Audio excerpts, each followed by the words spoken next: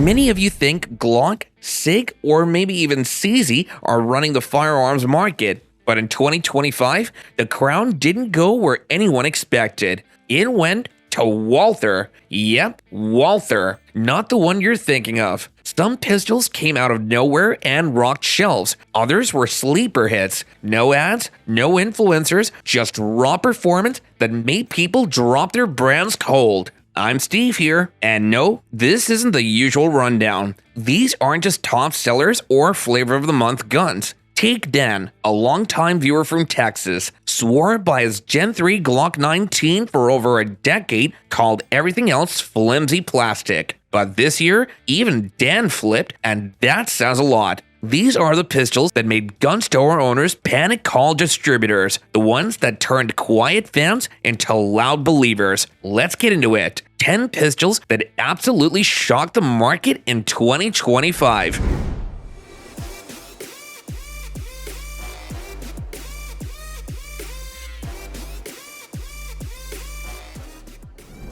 Nobody was betting on Ruger in 2025. Hell, even Ruger probably wasn't, but walk into any Midwest gun shop right now, shelves are empty and it isn't Glock doing the damage. It's this no-frills chunk of polymer called the Ruger American. One dealer in Indiana told me flat out, "We sold more of these SIGs last quarter. I thought the system glitched." What changed? Nothing. That's the wild part. No new version, no trigger upgrades, no tactical rail that folds into a helicopter. It's the same damn pistol that sat dusty in display cases for 5 years, except now the working class crowd looked around at overpriced hype guns and said, "Why am I paying $700 for a Jam-O-Matic with a flashy ad when this Ruger runs like a sewing machine?" But the Guns.com sales report shows the reality. The American doesn't try to be pretty. It's a fat slide, grip-heavy, rough-around-the-edges tool, but that's the appeal. It feels like it was made to be dropped in the dirt and still hit center mass. No slick marketing, just 17 rounds, reliable function, and a trigger that's shockingly crisp for a gun nobody gave a damn about last year. Even I ignored this gun until I watched a rental unit eat 1,200 rounds in 3 weeks and never choke. No lubing, no cleaning, just pure abuse. But if you want a full-size pistol that's built like a crowbar and runs like a diesel, the Ruger American just showed the market it isn't dead. It's blue-collar dominance, and that's a story no one saw coming. The Reflex MRD wasn't supposed to sell this well. They're known for scars, belt feds, and military contracts, not micro-carry pistols that show up on every concealed carry list. But in 2025, the Reflex hijacked that conversation, and not just with guys like me. Women, first-time buyers, even old-school 1911 guys started grabbing it like it was some underground tip. Here's what happened. Glock, SIG, Springfield all had a head start in the Micro 9 game, but effin' came in late and got it right on the first swing. No weird triggers, no blocky grips, and finally, a flush optic-ready slide that doesn't look like a brick. I had a guy at the range, a retired cop, probably shot more rounds in his life than I've blinked. He picked up my Reflex, ran 2 max through it, and deadpan goes, "If I had this in 98, I'd still be on the job." The MRD isn't catchy, but it's freakishly refined. The grip texture is just enough. The trigger is miles better than most carry guns, and it eats every hollow point I threw at it, even that cheap steel case trash that made my buddy's Hellcat choke. So how did it shock the market? Pretty simple. It actually delivered what most micro compacts just promise in marketing. Effin' showed up late, said nothing, and dropped a carry gun that embarrassed the veterans, and you can find a used model for around $360. Let's just say this pistol didn't arrive, it crashed the party and made everyone else look old. Smith & Wesson's M&P 9mm models? Yeah, those can eat a Glock for dinner every damn day.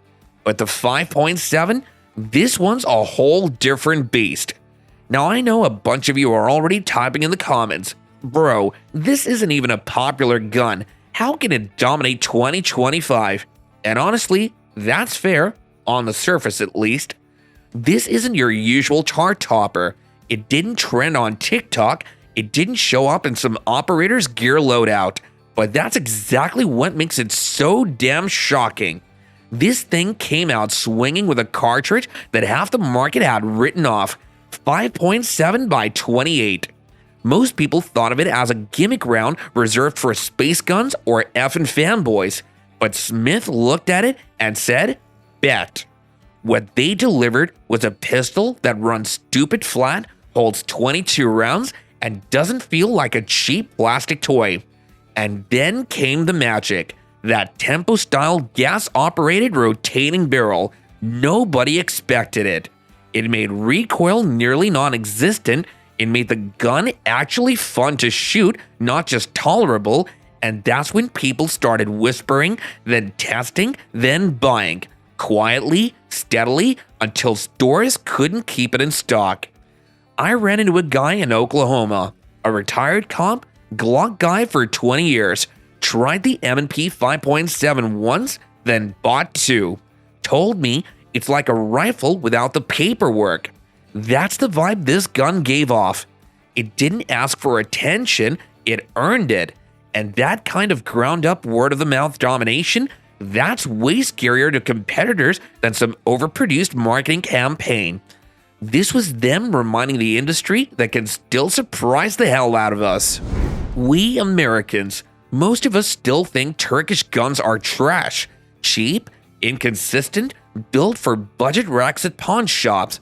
But Canic, they've been rewriting that narrative one pistol at a time, and with the Métis series, they've been quietly doing what other brands refuse to do.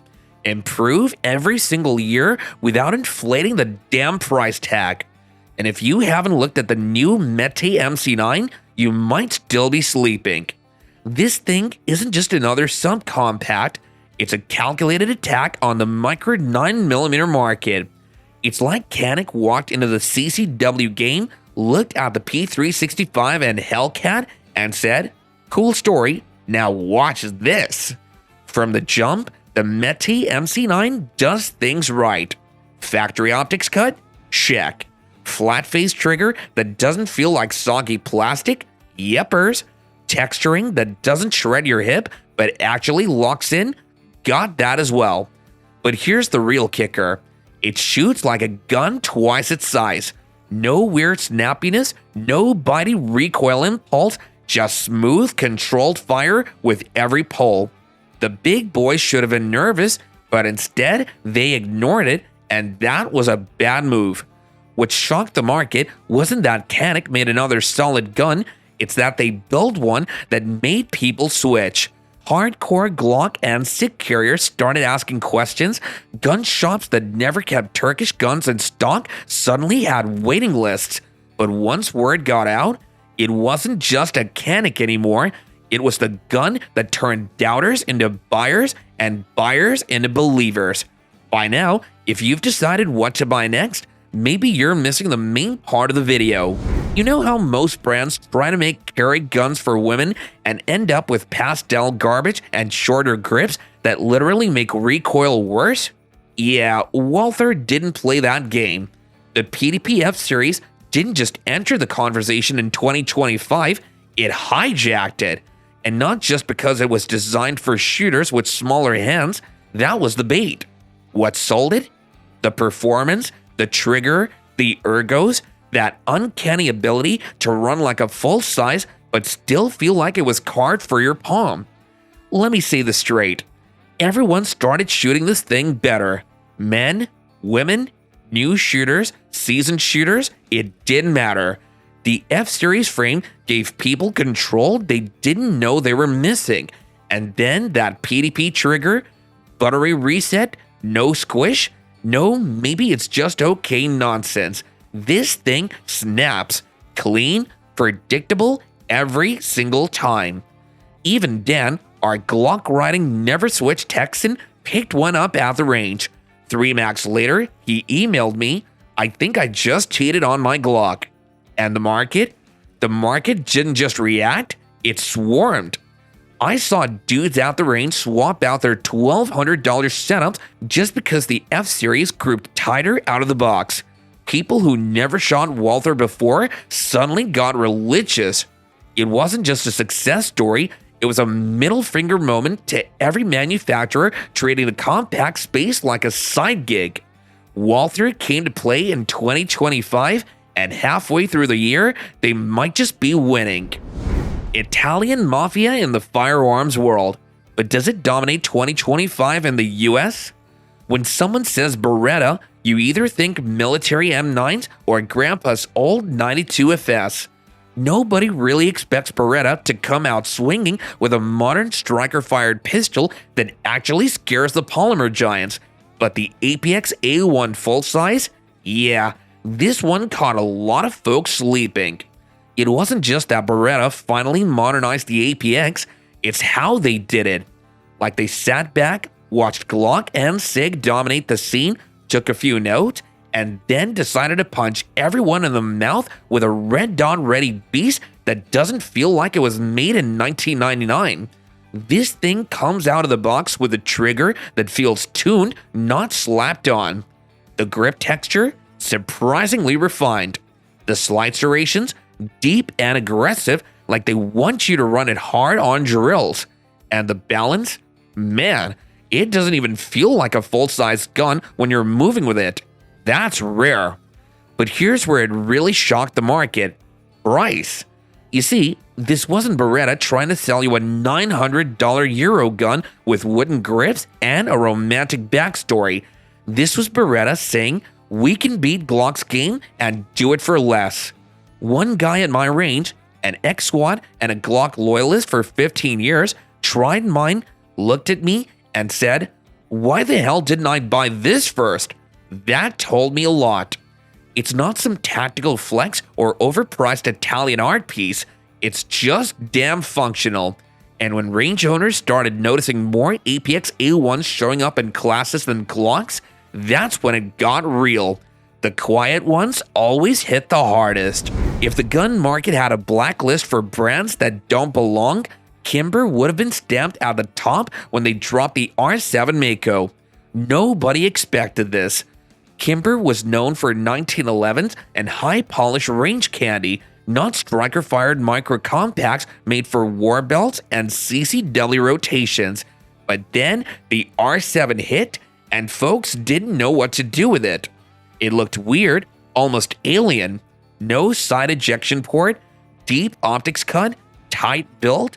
Some called it ugly, others called it next-gen, but then people shot it, and that's when the confusion turned into curiosity.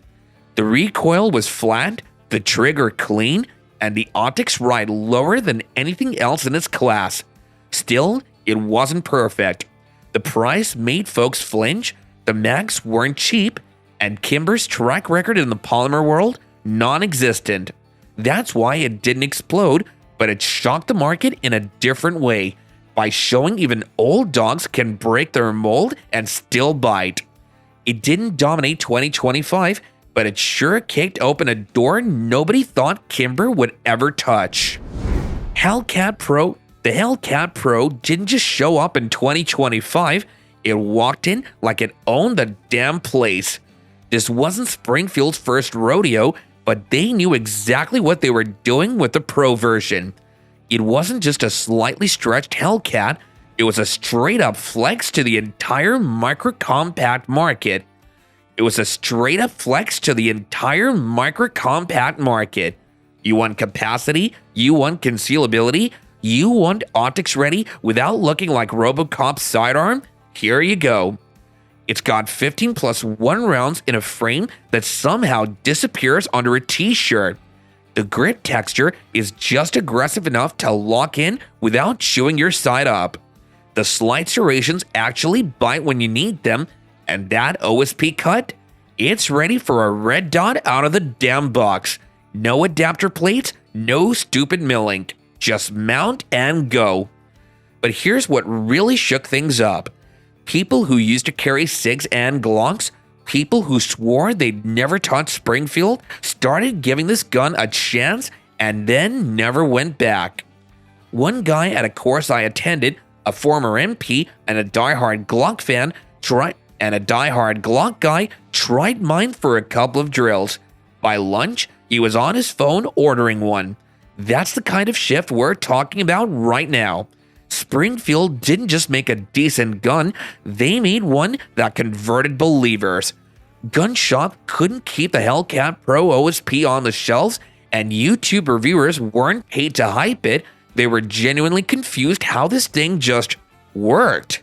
It shot flatter than expected, cycled clean, and fit damn near everyone's hands. In a year where every brand tried to scream louder, the Hellcat Pro just performed and the market listened. You want to talk about market shock? Let's talk about a military service pistol that suddenly became every civilian's first serious upgrade. The Sig M18 didn't just sneak into 2025, it bulldozed its way in with a track record most pistols only dream of. Adopted by the US military, trusted in harsh conditions, and tossed into the commercial market almost untouched. That alone should tell you it's not some Instagram tactical showpiece. This thing is built for dirt, sweat, and recoil. The modular fire control group alone gave the M18 a leg up from day one. You're not locked into one frame, one slide, or one trigger feel. It's a grown-up Lego set for gun guys. Want to swap the grip module? Go right ahead. Drop in a flat trigger? Easy peasy. Want a full-size frame with a compact slide? SIG's already got you covered. But in 2025, the M18 proved something bigger. That reliability and versatility still win hearts over gimmicks. Gun owners flooded forums praising how it just runs. I've seen it replace Glocks in range bags. I've seen guys trade in tricked out CZs just to go back to something that's been proven in combat. It doesn't try too hard, but still outperforms half the guns pretending to be duty ready.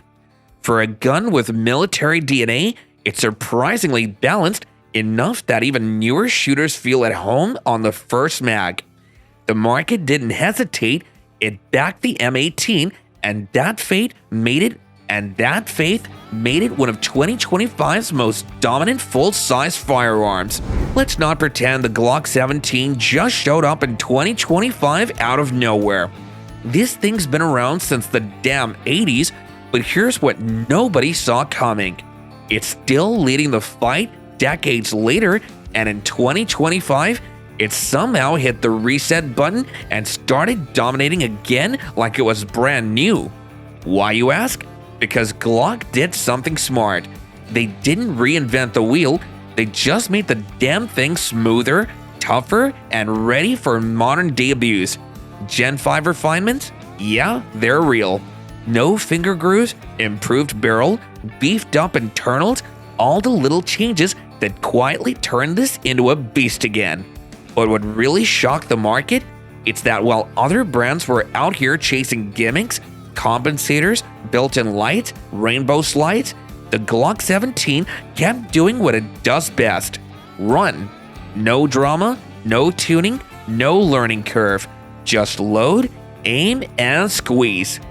I've watched entire departments reissue Glock 17s in 2025 after dishing flashier sidearms that looked cool, but jammed under pressure. That's how deep the trust goes. One range officer told me, "I've trained over 800 students this year. If I had to pick one gun for them all, it'd still be the 17. And let's talk modularity, not in the trendy custom frame sense, but in the you'll find parts for this thing in a war zone sense. It's everywhere. Every holster fits it, every armorer knows it, and every single part is field proven by people who rely on it when crap hits the fan. It's not flashy, it isn't even new, it's just the default for shooters who don't want to gamble. So yeah, you can call it boring and even call it basic, but in 2025, the Glock 17 shocked the market again by reminding everyone that consistency beats hype. So if you're still watching, yep, you felt it. 2025 didn't go to Glock, it didn't go to SIG, it went to underdogs, the sleepers, the brands nobody saw coming. This wasn't about ads or fanboy hype. It was about the guns that forced the market to shut up and listen. And if your EDC didn't make this list, maybe it's time to ask why. And Dan, he carries that Walther now. Said it outshot his Glock so bad he gave the old girl a mercy retirement. I'm Steve, and I don't care what the forums are saying. I care what you're carrying when it counts. So drop your pick in the comments down below, or better yet, tell me which one of these actually made you second guess your go-to. I'll see you guys in the next one, and until then, stay sharp and stay dangerous.